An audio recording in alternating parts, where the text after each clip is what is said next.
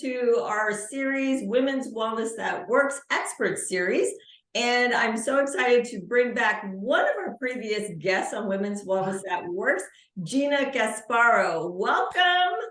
Thank you so much, and Happy New Year to you too. Yes, happy 2023. I can't believe it. We are here and amazing things are happening. So I'm excited to hear what you have to share in the new year in 2023. So if you haven't seen Gina on our previous podcast and YouTube channel, I definitely recommend you listen to her story before you actually watch this, or vice versa, but you definitely want to hear about her journey. So as we end the year and begin a new year from last year to this year, do you have any supportive practices that help you reflect and digest and learn from everything that you've experienced in the past year? Yes, absolutely. And taking time to reflect is such an important practice to me, because sometimes if you're just thinking about what's next, and just plowing ahead, you miss out, or you can miss out on some of the lessons and insights that you might be able to uncover with taking that pause. So definitely pausing and reflecting on the past year is huge. And some of the questions I like to ask myself are, number one, what are the top celebrations from this past year, both personal and professional? And I really like to start with those celebrations, because our mind has a tendency to go straight to the negative or want to focus on the negative. So to really first focus on the positive allows you to get in that space of gratitude and joy and appreciation for all the beautiful things that happened in your life. So thinking about those celebrations. I love celebrations. I love anything that has to do with celebrating ourselves and celebrating others. So yes, thank you. The number one. Yes, number one for sure. And then I ask myself, how did I create those things? Because, sometimes people might not give themselves enough credit for the things that they create in their life, whether personally or professionally. So I look at all those celebrations and I think about, what did I do that worked really well, that helped that come to life? So again, I can pull the lessons and the insights out of that. Do you find that women tend to not focus on celebrating themselves and maybe celebrating others more? Yes, 100%. And I notice this for myself too. Sometimes it can be, I'm guilty too, right? Hard to feel proud if I haven't checked all the boxes that I wanted to check at a certain time. And when I really pause and think about it, there is so much I'm proud of. And it takes that conscious attention and intention. And I would imagine this is probably true for men as well, and especially for women, for sure, not giving ourselves enough credit for all of the gifts that we have and all of the things that we have contributed to ourselves and other people. Yeah. So what other practices have you reflected on in the past year or practiced for yourself? Yeah, so we talked about all the celebrations. How did you create that? And then I also think about, what didn't work? What were some of those challenges that I faced, some of the biggest struggles, and what, again, might have contributed to that? And not from a place of judgment or make wrong, but really from an opportunity to learn, so that I can begin to reflect on okay, this is what didn't work last year. And that helps me start transitioning to thinking about the new year. And I can then reflect on, what are the biggest insights? What are the biggest lessons? What are my biggest learnings? And what's most important to me now as I transition into what's next? And I love the first of the year and the first of the month of every month, because you do learn the lessons from the previous month, and then you get to course correct, right? And learn from that. So yes, that's a great practice. Yeah. And then the last thing I love to ask myself is just, what am I ready to release? What do I not want to carry with me into the new year? And really just journal and let anything in my mind come out onto the page. And I might take that paper and burn it, or I might burn it and then bury the ashes. I might do something that allows me to create this ritual and really feel that I am letting go of these things as I'm moving into what's next, so I can have a clear, fresh slate. Yes, exactly. So purging and cleansing, and I know first of the year, a lot of people are detoxing and, just getting rid of the toxins from their body and inflammation and so forth. So basically we're doing that with our mindset as well, our emotional mindset as well. So yes, clean slate. I love that. Clean slate. Start with a new page. Yes. So let's talk about vision, because I know beginning of the year, a lot of people are like, oh, let's start our vision board, or maybe at the end of the year, they'll start their vision board. And so I know you've been on this like year-long road trip, which is truly amazing. Like I am so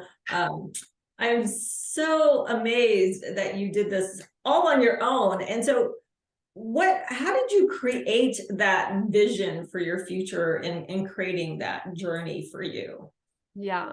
So one thing that I would say is big that even gave me that idea to begin with was it was like an intuitive hit. And this idea came into my mind, came into my body, and I gave myself permission to explore this idea. So my podcast is called Follow Your Spark. It's a big philosophy of mine that when you get these ideas about maybe a passion or a dream or a curiosity, to even give yourself permission to explore that. So that's kind of step one. And then when I honed in on like, okay, this is a real idea, this road trip, it's really something that I want to do, I started writing a vision out and kind of broke it down into categories of like, this is how I want my body to feel this year. This is where I want to go. These are all the things I want to experience. These are the kind of people I want to meet. And I just kept writing and writing and writing. And I ended up having about 4 or 5 pages. And I recorded a voice memo of it on my phone and listened to that every single day, whether when I went to sleep at night or when I woke up in the morning, to really get into that feeling of how incredible this year is going to be and why it matters to me, and let my mind spend time every single day in imagining this future for myself. So you really got specific when you were writing down even your, what you would feel like, what would you be doing? So you wrote down specific details before you even started. So the exploration part is really the key. And then and it's kind of like a fine balance between specifics and intention, because what I will say too is I think it's important to not be super or hyper attached on every tiny little thing of like, okay, October 1st, I'm going to be in California and at this time I'm going to meet Anna, blah, blah, blah. Like there's so much that the universe and synchronicity can create and guide you to that I never could have written down. So it was more about the feelings and broad themes and like the essence of what was really important to me, and less about being attached to every tiny little detail. Yeah, the feeling, the emotion, the connection is what really brought forth that passion to, okay, now let's make this idea into a reality. And so what was next after that? So you had your exploration, then does the planning start? How did that happen? For sure. So, I had the exploration, I had the vision written out. And for me, I planned out the first month or so. Like I had the big vision and then I had the beginning steps planned, and it was about taking one step at a time and trusting that when I got to this step, I would be able to get to the next step and get to the next step and get to the next step. So believing that I am capable and resourceful, and knowing that as long as I have a North Star to guide me and kind of a couple steps ahead, that I will be able to figure it out as I go. So just to review for our viewers who are just meeting Gina for the first time, she actually took a year-long road trip on her own. And, the courage, the bravery, the uncomfortableness, everything that you were feeling. I mean, we want to know, like, what were you feeling when you were out there on the road by yourself and going from, city to city or state to state? What were some of those things that were going through your mind? Well, a lot of the part, I definitely felt this exhilaration and freedom. I still remember like getting in my car for the first day and like driving off like, holy wow, like I'm doing this, this grand adventure. And of course, there were moments that were challenging as well, or cities or places that I didn't resonate with, or maybe weren't what I expected, and detours that I took, and times when I really wanted to go to one city and nothing was working out. So I switched gears and did something else. So there was definitely a roller coaster of emotions for sure. And I'm just so glad that I did it. Like, I feel like it's the best gift that I ever could have given myself. And one of those stops was in California. And so she was in Orange County. And so I had the pleasure and the opportunity to meet Gina while she was here, and then interviewed her while she was going through her road trip. So, I was so grateful that you took the time for that. And, I know adventure is, one of those things that women crave, because the things that women want is security, definitely, but adventure, passion, following your joy, your passion, your bliss, as you said, your spark. How, some women have that fear behind them. That's like, oh my God, I don't know if I can do that. Will I have enough money to do that? So what are the blocks that you had, or maybe, that you worked through to get through, like, oh, I can't do that, or should I even do that? Or was that not even there? At the beginning, when I had the idea for this trip, honestly, for whatever reason, I believed that it was going to work. I didn't have a lot of fears that this isn't going to work. I just had this knowing that, like, this is going to work. And I will say, like, that's not how I've always felt about everything in my entire life. And when I was traveling, there were definitely moments of fear that came up of, like, was this the right choice? Should I go home 6 months, early? Should I do this? Should I do that? And other insecurities, whether around money or work or what I thought I should be doing with my time. So what helped me overcome those fears is doing like a reality check. So whether it's fear around money or fear around time, asking myself, like, am I going broke? Like, do I really have $0 in the bank? What is true? And none of those things were true. So it was about reassuring myself of all of my needs are taken care of. Yeah. I'm good. Like, I have everything I need. I planned this out. I am totally safe and secure. So I think a lot of times fear can come up that's unwarranted and not based on reality or fact. So when those fears might come up about anything that you might want to do, whether it's, go after a new hobby or, go on a trip or whatever else, being able to think through and kind of assuage the fears of what's true and what do I actually need to plan for and account for, and what's just, a fear that's unwarranted. And I guess the thing is it's responding to those fears. Like, if we're actually responding or behaving in a way that makes it even worse or more intense, right? So definitely you've overcome so much. And, I know a lot of women are there saying, wow, it's like, what an adventure you went on, and I wish I could do that. So definitely you're an inspiration to a lot of women out there who could possibly do that and want to do that. So I give you, all the kudos for that. Let's talk about goals and resolutions and goal setting. What helps guide you? And, and I know you coach other women too. So as we begin the new year, what are some of those goals and resolutions, or maybe do you set resolutions for yourself? The first thing that I think about that is always really important for me to remind my clients of as well is that no external goal is actually what's going to make you happy. So goal setting is great.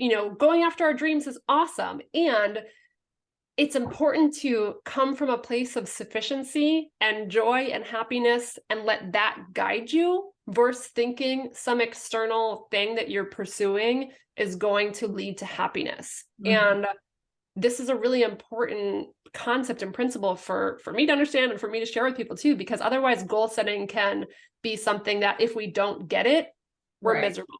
And if we don't get it, we're unhappy. When we can control our happiness based off of what we think and our daily habits and the things that we create in our everyday life, because really all we have is right now. So if I'm going to wait till, a year from now when I get this goal to be happy, it's never going to happen. We're always going to keep moving the bar.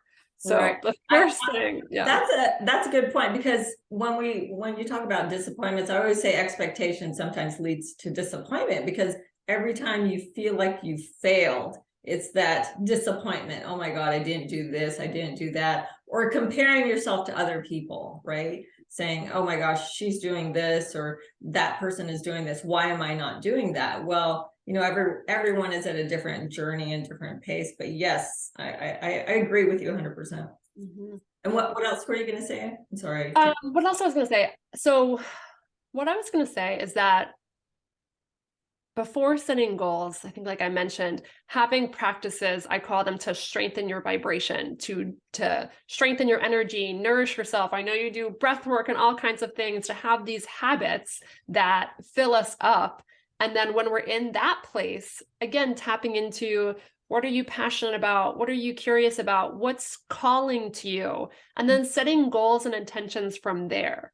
So for sure, when I think about, you know, this year that we've just entered, I've already done my reflective practices and I let myself marinate on what's most important to me. And those things might not be super specific goals. They might be more of an intention, like to open up to more adventure or whatever it is. So to focus on how you want to feel, as well as the more concrete things that you might want to achieve. And there's nothing wrong with, you know, it's perfect and wonderful to have those concrete things as well, and to really be fueled by that positive energy and let that drive you.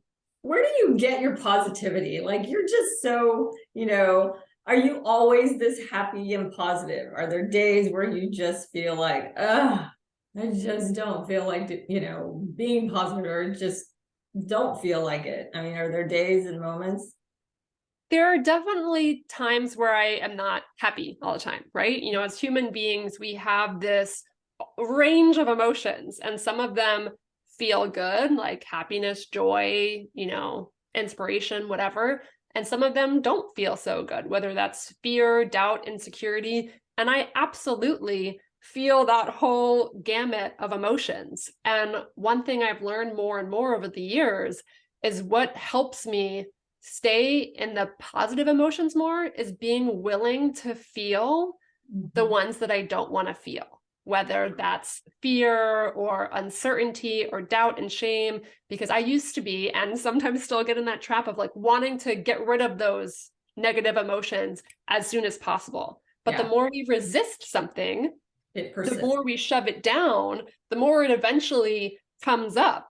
And, you know, that can lead to panic or burnout or whatever else. So the better that I've gotten at being able to be with and accept those more uncomfortable emotions, the more I've allowed them to move through me and not get stuck and build up, and allow them to run my life. And that's a perfect segue into, there's this book I actually read called Feelings Buried Alive Never Die. So once you push them down, they still come up. They still come up. So feelings buried alive never die.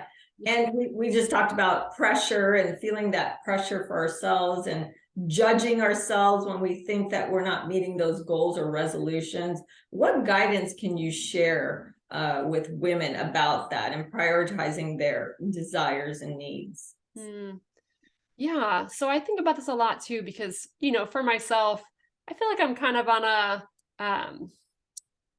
outside of the norm life path. You know, I worked for a corporation for 8 years, and now I'm an entrepreneur and doing these other things. And I feel like the more as an individual I go outside of my comfort zone, the more I kind of come into contact with what are those societal or cultural norms, or what other people might expect of me, or what I even think the world expects of me, and it's not even coming from people. And again, noticing those emotions and not trying to pretend they're not there or not experience them, but be with those feelings when they come up of, you know, doubt, insecurity, pressure, whatever it is. Breathe, feel them in my body, let them go, and then direct my thoughts to something that's going to be more supportive. So whether it's, you know, I'm going a different way and other people might not agree with it, or other people might not like it, come back to why that goal, why that intention, why that way of life matters so much to me, and ground myself in that, and really, again, journal on all the thoughts that I want to feel and think. And I think before we started pressing record, we were talking about Louise Hay and the power of Yes. affirmations. Like the Yes. power of the things that we tell ourselves are so strong. So whether we're, agreeing with our doubts and fears and thinking, oh man, I shouldn't be doing this and I should have done something else, like that's going to lead to one state of mind. Or Yeah. if we tell ourselves, okay, I'm confident in this path, I'm living a life that's aligned with me, this feels right, I'm so inspired by the impact that I'm making, et cetera, those thoughts will help fuel emotions that will support you more. Yes. And before we even started, you pulled some cards too about purpose and expressing yourself, Yes. when you are feeling these things in a safe, healthy way, of course, so that you do not bury those feelings, those pressures inside of you. And just talking to someone, connecting with someone, I think is so powerful, because I think as women, we tend to just hold things in and really not share, and be as transparent as we can be. So we put on the burden, I think, as women on ourselves, and we hold on to that. So allowing ourselves to really, like you said, journaling is one of them, right? But expression, and that could be through dance, right? It could be through, we love dancing, we love moving our bodies. Moving your body, I think, is a great way just to release and let go. Oh, 100%. Those pressures. Yes. And I know I've seen some of your videos. You've been like doing some dances and really expressing yourself, which I love. And Yeah, just really dance, yoga, feeling that qigong. Yes. Yeah, I all love those things are Yes. such huge parts of my practice. Oh my God, that's amazing. Here's something that I know a lot of women feel. So maybe during the holidays and even maybe first of this year, being overwhelmed and burnt out, those are some things that, I know I felt it. And so, what are some of the practices or guidance that you can give to women about feeling that, being at ease and, not feeling that burnout? And we will feel that from time to time, but what are some of the things that you can share? Yeah. One thing I've noticed when clients or friends come to me feeling overwhelmed and burnt out, they often want to figure out, okay, how do I keep everything in my schedule, or like do everything in my schedule and do it better and more efficiently and everything else?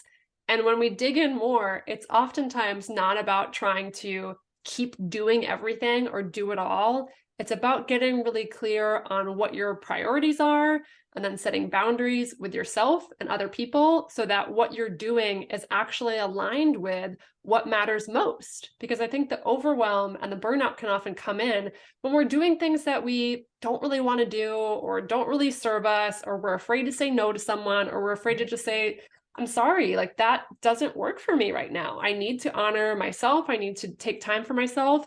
And sometimes people might not understand that. And to be able to be okay and separate someone else's emotions from your own, and know that it is perfectly fine and healthy and so critical to set boundaries that are going to honor your time, your resources, your energy. So I would really invite people to look at your priorities, notice what is draining your energy, notice what is filling your energy, and see where you can do less of the things that drain you and more of the things that fill you up. I remember speaking to a client many, many, many years ago, and she was coming to me for a wellness session, and she said, "Oh, I'm just so busy, so tired, and I just don't have time to do this, this, this." And so I asked her, "So what are you doing during your day?" And she says, "Well, I volunteer for this, and I volunteer for that, and I volunteer." And I'm like, "Well, why are you volunteering if you don't have time for yourself?" I mean, really looking at those things you're spending your time and energy on, is it serving, like you said, is it serving you and your higher self? So she didn't realize that, she'd been giving her energy so much to others that she wasn't filling her cup. And I think that's what we tend to forget, or what are those things on our plate that is, filling up our plates, but not serving us and allowing us to be the best and the healthiest emotionally, physically, and spiritually, right? Yeah. So, and I think one thing that's important is, and what you just said, of sometimes we have overcommitted ourselves or filled our schedule. And when you realize this, that might be an invitation to say no to some of the things that you have committed to, and that there's a whole level of guilt that can come with that of, oh, I said I would do this. I've committed to all these people, all these things. Right. The And at guilt, the end the of the pressure. day, yeah, we feel the pressure. You know, it's okay to realize something no longer works for you and to be able to change your mind and make a new choice that is going to be able to support you moving forward. And of course, you know, do everything that you can to support, whether it's other people or other things, if there's a need that comes up from that. And trust at the end of the day, you have to take care of you, because you depleting all of your energy is not going to serve anyone else. And the more that you do take time for yourself, you'll be able to use your time so much more effectively and so much more powerfully, and have even more of a bigger impact on the people and things that you care about most. I totally agree. There's a saying I always say to women: say yes to yourself and no to others. And it's okay to say no. Say no. And I think no is such a negative word for women. It's like, no, I'm not able to go, or no, I can't, or you know, we'll make excuses. But really, that's a powerful word. It's just saying no. No, it's okay, or no, thank you. You know, maybe not this time, but really saying that no, and yes to yourself, yes to me, and filling that cup, you know, without the guilt, Yes, unapologetically, without the guilt, right? So yeah, I think that, you know, those are things that we as women get to learn and practice, and all the things that you mentioned the last few minutes has just been powerful for women to practice in the new year, which I love. And so tell me a little bit about your intuitive coaching sessions that you're offering. Yeah, so one of the things I love doing for myself and is pulling this oracle card spread for the whole year. So I pull a card for every month and a theme card for the year.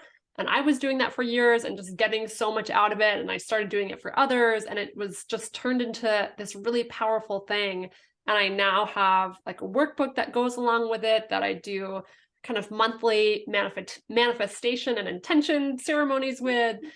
So it's this way to open up to this intuitive guidance. And when I think about goals, like using your logical mind, planning, all of that is one really powerful tool. And then opening up to intuition, the universe, your heart energy is another really powerful tool, and a whole new layer of information and guidance.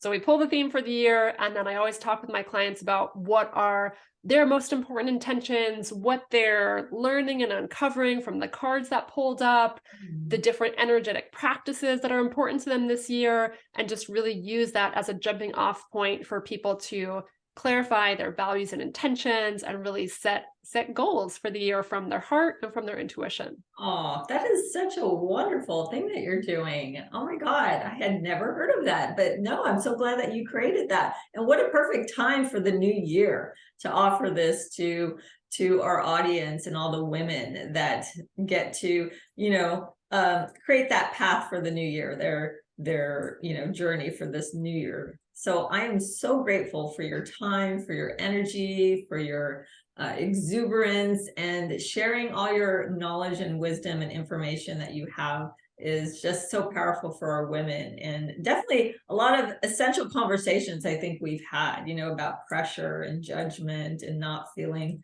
guilty, I think are some key takeaways. So any last words? What was coming to my mind is like thinking about for the new year, instead of trying to figure out how to do more, like how could you do less? How could you really, like, let go of what's unnecessary? That's an aha moment right there. Yeah, do less, not more. Yeah, do less, not more. It's like, let's not add on more onto our plates and just fill those up, and we're just like, you know, out of balance, as most of us can be. I appreciate you. Again, our audience, please watch her previous interview with her journey. It was a phenomenal journey. And then, of course, you can find, where can we find you? You can find me on GinaCasbarro.com. You can find me on Instagram, Facebook, TikTok, all the same Yeah. name. I've got a podcast called Follow Your Spark. So any and all the ways, I would love to connect. And we are going to add obviously all that information on the bottom so that you can click on any of that, and definitely her intuitive coaching sessions are really great for the new year. So thank you, Gina, for joining us again on our expert series. And you are our expert mindful, or did we label, what was your expert series for this series actually? I'm a life designer coach. Life designer coach, expert. Yes. And also feng shui, I believe, right? And feng shui, yes. Yeah. Life designer coach and feng shui expert. And I'm happy to help people with mindset, environment, and aligning all those things with what matters most. Yes. I mean, definitely that all ties in together. It's all connected. So I so appreciate you. And then ladies, remember, every woman has her story. What's your story? Until our next Women's Wellness That Works expert series, have a wonderful, wonderful day and Happy New Year. Happy New Year.